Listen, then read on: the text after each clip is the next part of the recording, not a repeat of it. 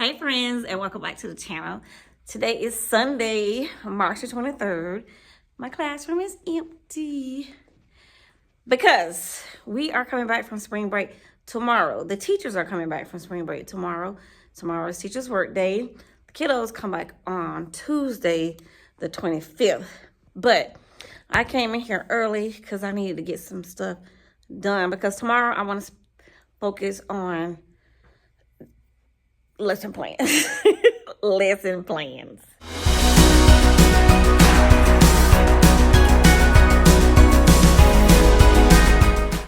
Okay, yeah, so I came in here today to mainly work on this cart. I'm going to show y'all in a minute. Because I want to put my fridge, my microwave, my air fryer, and my Keurig on it. And it's a cart that I told you guys I found on the side of the road, not too far from where I live. The lady, she was emptying out a shed, and she had a lot of nice stuff in there. And she was like, it's free. Take what you need. Take what you want. So I got that cart, and I got a shelf. And I'm going to see if maintenance can put the shelf up for me. Because when we first moved into this new building, they didn't want us hanging anything on the walls where you had to drill holes in the wall. But they did, not too long ago, said that if we had shelves or bookshelves or anything that was not mounted to the wall, we could get with maintenance to have that done. So I think I will be asking maintenance to do that for me. But yeah, let me show you guys the cart real quick. Okay, so this is the cart. And like I said, it's a nice cart, very sturdy. I just cleaned it. That's why it's wet. And I am going to be putting my contact paper, the same paper that I have on my stand over there. And on my desk over here. So yeah, I'm going to put this on there. And then I'm going to put, like I say, my fridge and all that stuff is going to go on this cart. Because my fridge, it is a tall one. But I want it to sit up high so I don't have to bend down to reach in it or grab something out of it. And I want my microwave to not sit on top of my fridge. And I don't want my little air fryer. And y'all, to be honest, I don't think that air fryer works, but it sounds like a doggone lawnmower. It's so loud. But I did, we don't use the Keurig that's at my house no more because my husband has a French press that he loves more than a Keurig. So I want to bring my Keurig in, and then I have like my skinny mixes for my tea and my water. So yeah, that's what I'm working on here at the school right now. So yeah, guys, I called my husband and told him to go ahead and come up here, meet me up here. Also, he's bringing a bin from home that's full of stuff that I had in my house. We are having a yard sale next Saturday. And for the school, it's the student council, and they needed some donations, and I had plenty to donate. I had stuff that still had tags on it. So my husband is bringing that up here, and he's going to help me clean up my classroom a little bit. And I will see you guys when we're done. Good morning, guys, and welcome back to the channel. It's your favorite teacher, Miss B here, and I know it has been a few weeks, but I did record, but I didn't post what I recorded. I'm going to post it after this right here. I rearranged my classroom, and I didn't come back in and show you guys the final look, so I'm going to do that now. But I'm going to post the previous video first. Guys, actually, I'm still working on it. This table here, I moved this table here. It was over here, and now I have this table, which is my small group table here. I have me a little mini area for myself over here. I have my adjustable desk here, so whenever I'm teaching on the new line is here. So that's another thing. The new line is up front now. It's right here with my whiteboard, because my whiteboard is my information board. So what's best way for kiddos to stay in the loop and know what's going on at all times is I have all my boards in the same area. I used to have my whiteboard or my new line back here, and the kids were facing back here. but it just made more sense for it to be up here with my new line and my whiteboard being together. They can see the focus, they can see the vocabulary, the spelling for the week, what we're doing for the week. They see the whole focus for the week. This is also the check-in area and the date. The pledge, like I say, is all focused in one area now instead of having them facing just the new line, because the new line does not hold all important information. Also, they can see the voice level, they can see the schedule, they can see what we got going on for intervention, they can see the areas that we are working on in ELA, like we're looking at text structure. We know point blank period, this is the information board. And then the new line is where we do most of our work. Also, when I'm sitting up here, this is where my phone is at, so I can easily get to my phone, my printer. And guys, I have my little coffee, which is really not coffee because like I said, I'm not really drinking coffee anymore. But I have these pods are the refreshers, and that's the ASEAN refresher. You see my honey and my little flavors for my water or for my tea or my refreshers. So yeah, that's what's different. I need to clean up in here a little bit, but I just want to come in quickly and show you guys my new setup. Let me get another angle. Let me get back here. And I do have another desk area for me as well. My other desk is back here. So whenever they're just doing like their seat work by themselves, when we're not doing whole group, I'm sitting right back here, eye level with them, so they can come to me if they have any questions, or I can definitely see them, just look out and see what's all going on. And this is how their desks are arranged. Let me see if I can get it all in one. So yeah, so this is what it looks like here from this angle. I really love the new setup, and the kiddos love it as well. And I've gotten so many compliments when people come in. They're like, oh, I love it. I love your new arrangement. So guys, tell me what you think about it. How y'all like the new setup? I like it. It makes it look bigger. What's a bigger?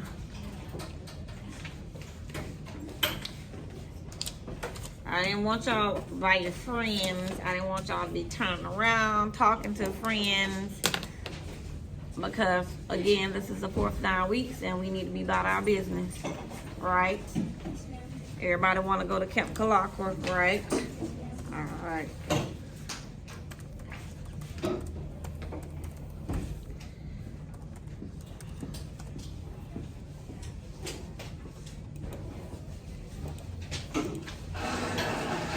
So the papers that's on your desk, you have your weekly outline, then you have your spelling paper. Those are your spelling words. Those were the words you'll be tested on.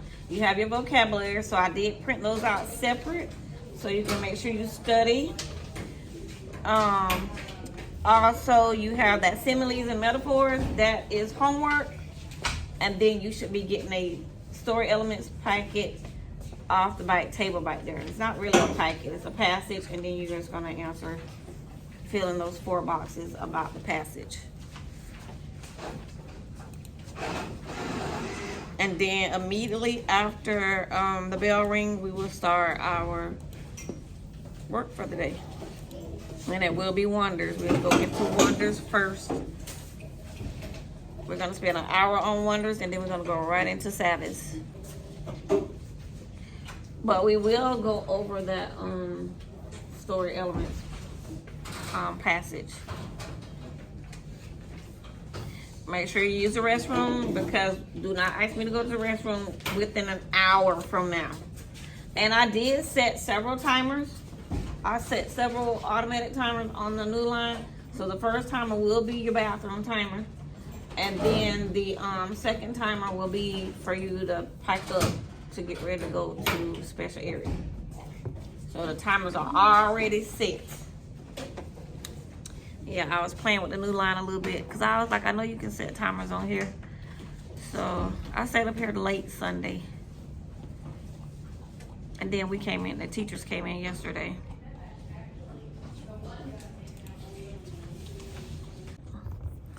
Hey guys, so it's been a few weeks since I've been on. Not much has happened. I just was busy and didn't really have time to record.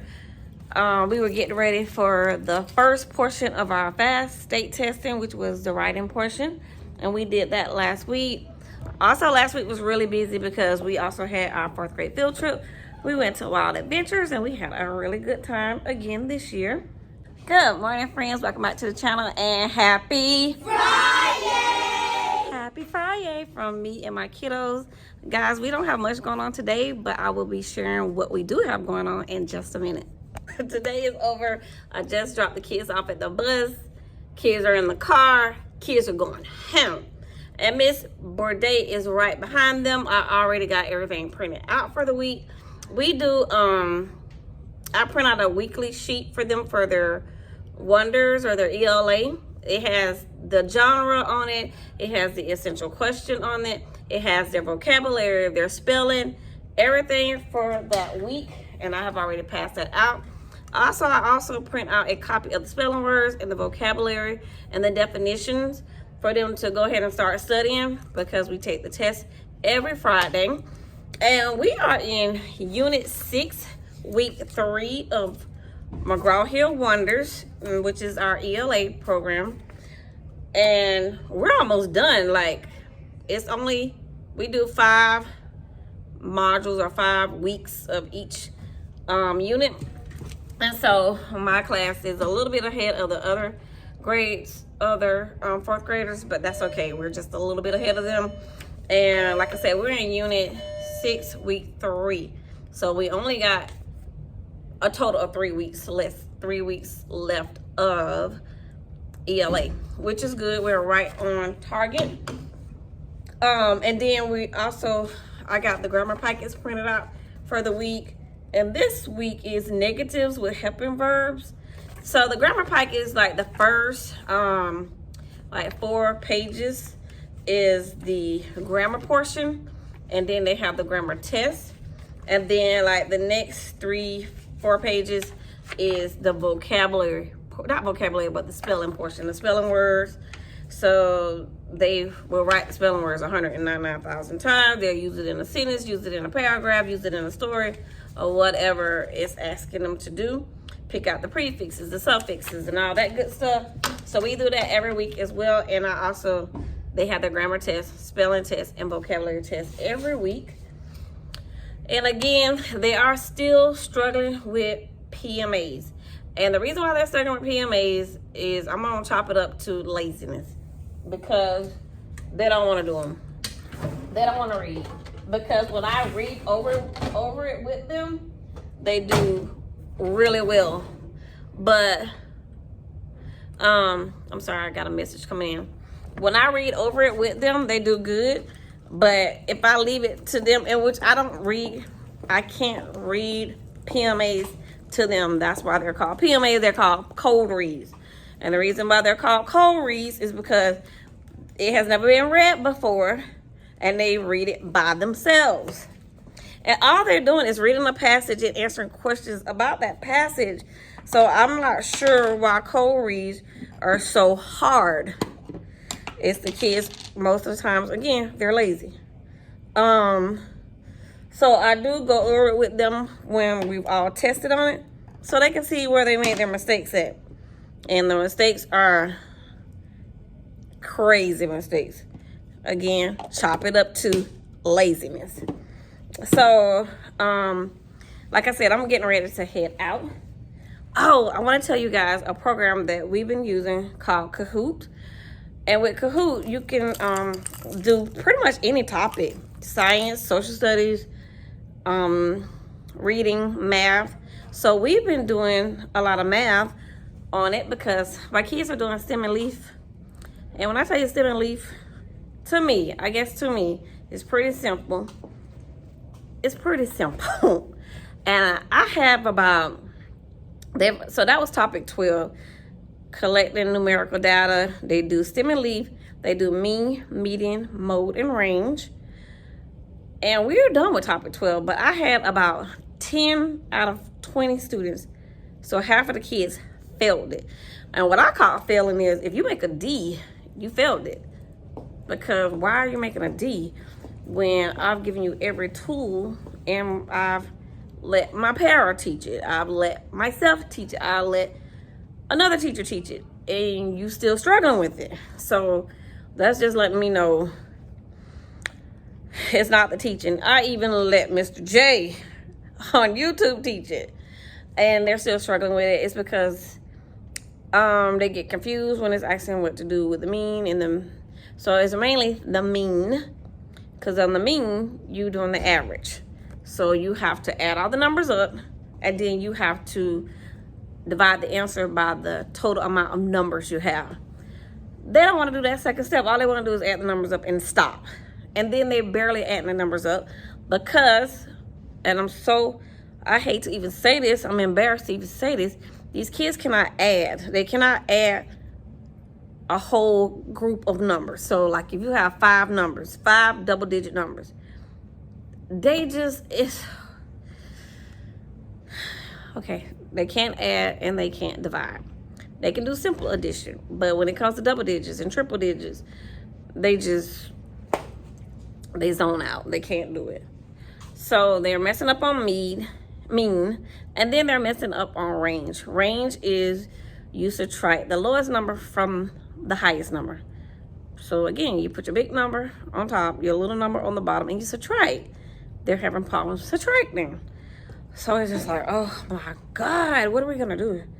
What are we gonna do with these kids? And so it's the end of the school year. But yeah, that's what I'm dealing with right now. So, but we've been doing Kahoot. They love doing Kahoot because they're challenging each other. And I've been wearing Kahoot out with stem and leaf, mean, median, mode, and range. And then if you win, because there's a number 1, a first place, a second place, and a third place. So if you win, you get a treat out the treat box or a piece of candy, or you get the person that wins overall, they get something like a treasure box. So that was a little incentive for them to try, because I had some of them that wasn't even trying. They would just put any number just to tap in. And when I say it's just a struggle with these kids, man, it is a struggle. I have went home this week exhausted. I have not wanted to pick up a phone, a camera, or nothing. I just want to go home. That's how rough it's been. So, but anyway, Kahoot has helped a lot. We're working on our fast practice. That's what we did today for intervention. We did the fast math practice, and it hits out of each category: number, sense, and operations, algebraic reasoning, geometry. It hits a problem out of each one of those categories, because that's how it is on a fast test. And we did pretty good, because I broke it down and explained it to them. So we're going to be in PM3 May 5th and 6th. So I just want to make sure my kids have been completely exposed to what's going to be on the fast test, and I'm giving them every opportunity to be at a level 4 or level 5. I definitely need everyone, and I mean everyone, to be at least a level 3. And I already have quite a bit of kids on a level 3 or higher, but I still had about 6 or 7 that were in the red. No, you got to come up out that red. You got to come up out that red, baby. You got to come out that red. I need you level 3, because level 3 is on grade level. That's where we need everybody at. Our principal is doing some really great incentives for them. The kids are excited about it. They're like, oh, I am going to be level 3 or level 4 or level 5, because they want to go on this trip that our principal has planned. And yeah, we're just trying to give them every incentive to want to pass the fast test, because at the end of the day, it's up to them. We have taught our hearts out. We have given them every resource. We have done everything we could. Now it's up to them to make it up in their mind that they want to pass, and that I'm going to come in rested and ready to test. That's all we can do. So hopefully everything goes well. We're just going to keep practicing up until that time. I'm so glad that we're in topic 13, because we have 14 topics, and we will have hit everything. We will have hit every topic before the fast test. That was my goal. And then I have time to go back and reteach and strategize and tutor kids that are very weak in a certain topic. So now we gotten everything that we're supposed to have out the way, what the district expects of us. So now I can go back and give them a little more extra TLC to get them where they're supposed to be at. But yes, I know I said a lot in a little bit of time, so I wanted to just kind of catch you guys up to where I've been. And also, my kiddos decided that the giveaway, the 1K giveaway, we're going to give away 3 $25 Amazon gift cards. There will be some criteria to get the gift card, so I will get back with you guys next week in my next week video to tell y'all the criteria and what day it starts and what day it closes for you to enter the giveaway. But again, guys, thank you so much for watching, rocking, and rolling with me. Thank you for my oldies but goldies and my new people. Welcome to the channel. If you like what you see, you like what you hear, and you want to support a teacher, then click that subscribe button, give me a thumbs up, leave me a comment. That lets YouTube know that you like what you see. So again, I hope you all have a great weekend. Guys, I do post shorts, and I'm also on TikTok more than I'm over here on YouTube. So if you want to support me on TikTok, I am your favorite teacher, Miss B, on TikTok as well. And again, thank you so much for watching, and I will see you all in the next video. Happy Friday!